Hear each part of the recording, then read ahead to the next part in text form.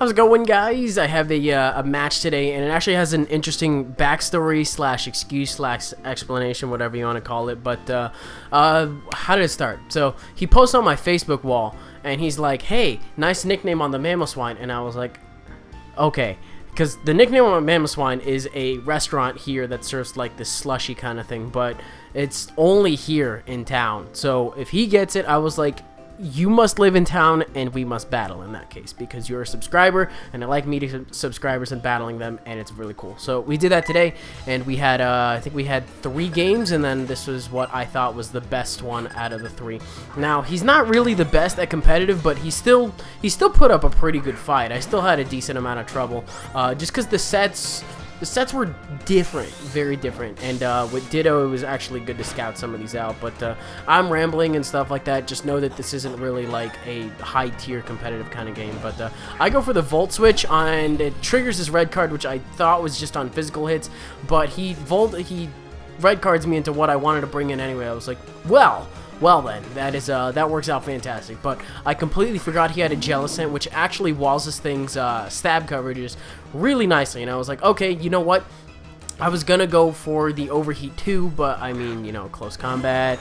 It was tempting, because, you know, what if he goes into Blissey to take that hit, that kind of thing, but then it didn't really work out, so whatever. Looking at my team, I don't really have a lot that wants to take a Scald. I thought about it, and I was like, I could go into Ditto, but what if he doesn't have Water Absorb, that kind of thing. I did fight him earlier, and his Chandelure was Flame Body, which was, it was interesting, but we got some interesting things. So, he's going to bring in Landers. I thought I had HP Ice when I said this thing. I guess it's HP Grass by the looks of it, because it doesn't kill it off. I lose Jolteon. Losing Jolteon before I took out Jellicent, rather. Big mistake, because, I don't know, there's just a couple of key things on this team, and it's really fucking annoying, because I could have Volt Switched on it in case he wanted to go into Blissey, and then bring in Infernape, and now I've kind of lost that link in the chain. It's going to be a little bit harder, so I got to shift things into manual, and just kind of go from there. Not that they weren't in manual. Whatever. Scarf Meloetta with the Hyper Voice, and takes it out. So, bringing in Blissey. Now, if I brought my other Meloetta, that would have been fantastic, but it wouldn't have really worked out in that scenario. But I'm going to go into my Ditto, because I know he's going to go for the T-Wave. He used this Blissey in our first battle, I believe, and I did see that it was a T-Wave, where I kind of want to scout out the rest of his set.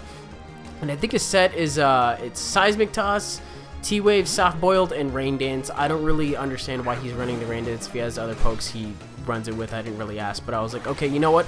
Out of all 4 of these, I don't really see him going into Jellicent, so I might as well go for the Seismic Toss, and I Seismic Toss right on the Fortress switch, and now he's only got, I don't know, I think he got 1 layer of spikes up this match, and I don't have any spinners, so that's all the hazards that are going to be on field. So, I'm locked in on Seismic Toss, though, because I'm Choice Scarfed, and the other good thing about switching Ditto in like that is because if his Blissey is Natural Cure, then I do get cured on the switch out, as opposed to regaining my Imposter and staying paralyzed. So, hey, works out for everybody. But I go for the Shadow Ball very stupidly. It doesn't really matter what I could have gone for, because this Blissey and this Jellicent core is really giving me a lot of trouble now that I've lost Jolteon, and I know my Infernape can kind of deal with it. I need a little bit of prior damage on Jellicent, though. So he goes for a Rain Dance right now for whatever reason. I guess he kind of predicted this thing coming in, I don't know, but then he brings in Hydreigon. I was like, oh shit, this thing surfs or whatever, I don't know. He had a Tornadus earlier, so I guess he maybe runs it with that kind of works. But I go for the Earthquake. I was thinking about going for the Icicle Crash, and I was like, should I have? And then at the last second I was like, I definitely should have, because his Fortress is dead, and the only real resist he has to it is Jellicent, and I don't really see him wanting to switch that in anyways. But I didn't really think he was going to switch in Hydreigon, to be honest. That could have been pretty risky, because I was really thinking about either one, but it either works out or you're dead in that scenario, and it kind of worked out for him. So I think I switched in Meloetta as fodder, and I'm going to go into his own Hydreigon, so I'm going to hit him with his own Pimp. I'm looking at his set, and he's got Draco Meteor and Outrage on this thing, so I know the Blissey's going to come in just based on the fact that I can go for the Draco Meteor, but I probably should have just gone for the Draco Meteor anyway, because now I'm locked in on an Outrage that is actually going to be a 3-hit KO, and he's going to be able to 2-wave me, so since Hydreigon doesn't have Natural Cure, obviously, I'm going to be stuck with a Paralyzed Choice Scarf Ditto, and that's really stupid, because Ditto's niche is always being able to come in, transform into the opponent, and being faster than it, being able to one-up it with the Choice Scarf, but now I can't even do that. so whatever. This thing's dead to me. But I really get the feeling he's going to want to go ahead and soft-boiled immediately after this, which is why I decide to switch on the turn he switches out into his Jellicent. I believe I go into my Mence or my Infernape. No, neither. Wow, okay. I was hungry, and I wasn't paying attention, and I'm still kind of hungry, and I'm still not paying attention. I go into Mammal Swine. That shit doesn't work out because he's got Scald and stuff like that. I think I learned what his set is now, and he's got Scald, Recovered, 2 other moves. I think those were the really important ones, but I didn't bother checking what his ability was. But now that I'm paralyzed, I don't really fear being burned, I guess. So it turns out I did have Water Absorb. Damn it, could have brought that thing in earlier. But now I do get to switch up my moves, and he decides to go into his Ninetales for whatever reason. It's a I guess it's a 4th gen one that doesn't have Drought.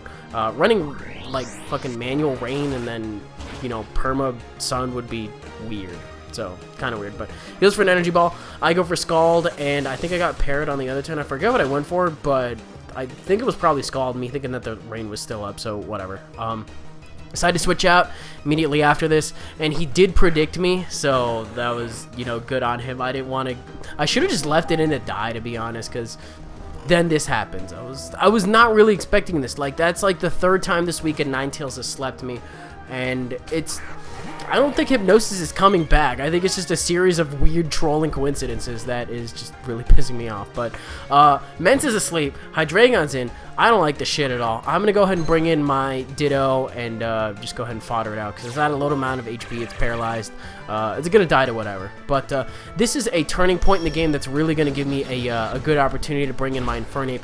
And it is a Mixape. And this is important because this is actually what's going to go ahead and bring it home for me because I have no way to crack that core until I have a safe opportunity to bring in my Mixape. But what I'm going to do right now is I know he's at -1. He's probably going to predict a close combat and decide to go out into his Jellicent, which is why I decided to go for the Grass Knot. I did not know how heavy Jellicent was, but I guess it's actually kind of heavy because this is a really easy 2-hit KO.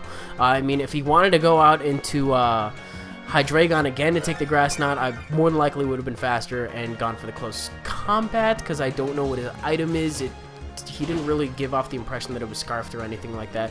But Grass Knot is going to 2-hit KO it, and he has Blissey, Hydreigon, and Ninetales left, I think. So they're all just straight up going to die to close combats at this point. So that is the game. We had an OU match, first one, as soon as I had my food. That one didn't really turn out too good. It was a little one-sided in my favor.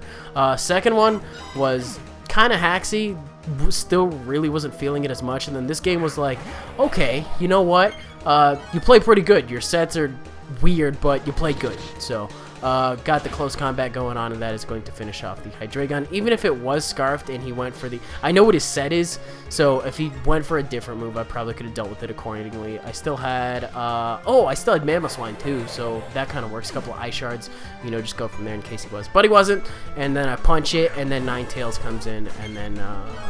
I kill it off, and that's the game too. So if you enjoyed it, it's kind of a short one, but in case you're not following my Facebook owing to circumstances, I'm only going to upload black matches until the release of Black and White 2. Not that it really matters, I'm still going to be using Black 2 sets in this, and you know, just Black 2 pokes, that kind of thing. So there's that.